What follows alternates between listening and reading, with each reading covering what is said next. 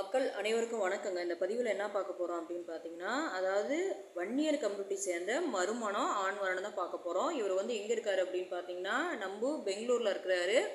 இவரோட date of birth அப்படின்னு பார்த்தீங்கன்னா 17ஆம் தேதி 5வது மாதம் 1978 பிறந்திருக்காரு. இவரோட ராசி அப்படின்னு பார்த்தீங்கன்னா சிம்மங்க. நட்சத்திரம் அப்படின்னு பார்த்தீங்கன்னா பூரம். ஏன்னா இவர் வந்து பார்த்தீங்க அப்படின்னா அவங்களோட கம்யூனிட்டியாக இருந்தாலும் சரி, உட்பிரிவாக இருந்தாலும் சரி, எதாக இருந்தாலும் சரி, மெயினாக வந்து ஜாதி தடை இல்லை அப்படிங்கிற மாதிரி எதிர்பார்க்குறாங்க. நம்ம சேனலை ஃபாலோ பண்ணுறவங்க யாராவது மறுமணம் வரன், அதாவது இந்த ராசி நட்சத்திரத்தில் இவங்க முடிஞ்ச வரைக்கும் பார்த்தீங்க அப்படின்னா ராசி நட்சத்திரம் எதுவுமே தேவையில்லை உங்களுக்கு. மெயினாக வந்து பேர் பொருத்தம் மட்டும்தான் தேவை அப்படிங்கிற சூழல் தான். இவங்க வந்து பார்த்தீங்க அப்படின்னா என்ன படிச்சிருக்காரு அப்படின்னு பார்த்தீங்கன்னா, இவர் வந்து டிப்ளமோ முடிச்சிருக்காரு. ஃபேமிலி வந்து அருமையான ஃபேமிலிங்க. அம்மா அப்பாலாம் இருக்காங்க. கூட பிறந்த அக்கா ஒருத்தங்க இருக்காங்க.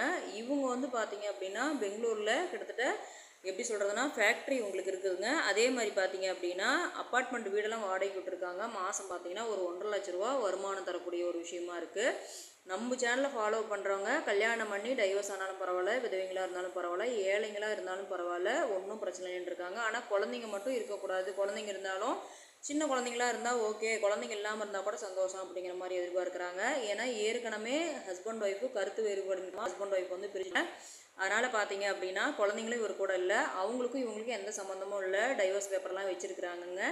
இவங்க வந்து பார்த்தீங்க அப்படின்னா ஒரு 10வது படித்தா கூட போதும் அப்படிங்கிற வரனை தான் எதிர்பார்க்குறாங்க. 10வது 8வது, ஏன்னா கல்யாணம் பண்ணிட்டு போனால் இவங்க வந்து வேலைக்கெலாம் அவங்க வந்து விட மாட்டாங்க. ஏன்னா அவங்களுக்கே ஏகப்பட்ட வசதியாக இருக்குது.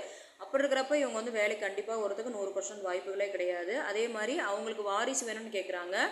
நம்ம சேனலை ஃபாலோ பண்ணுறவங்க அன்புள்ளவங்கள் யாருக்காவது அதாவது வாரிசு பெற்று கொடுக்கறதுக்கு எலிஜிபிளாக இருந்தீங்க அப்படின்னா தாராளமாக நம்ம சேனலில் வர கான்டாக்ட் பண்ணுங்கள். கான்டாக்ட் பண்ணி மேலும் வரங்களை தெரிஞ்சுக்கலாம். ஓகே அப்படின்னு சொல்லிட்டீங்க அப்படின்னா உடனுக்குடனே நான் உங்களுக்கு தகவல் கொடுத்துருவாங்க. தகவல் கொடுத்தீங்கன்னா ஃபஸ்ட்டு வந்து உங்களுக்கு மாப்பிள்ளையை பிடிச்சிருக்கான்னு ஃபஸ்ட்டு நேரில் பாருங்கள். மாப்பிள்ளையை பிடிச்சிருக்கா, என்னோடய சேனலில் வரதை பொறுத்த வரைக்கும் எல்லாமே நம்ம கூட டெய்லி வர அதாவது ஜாதகம் மட்டும் தான் நான் அப்லோட் பண்ணிகிட்ருக்கேன்.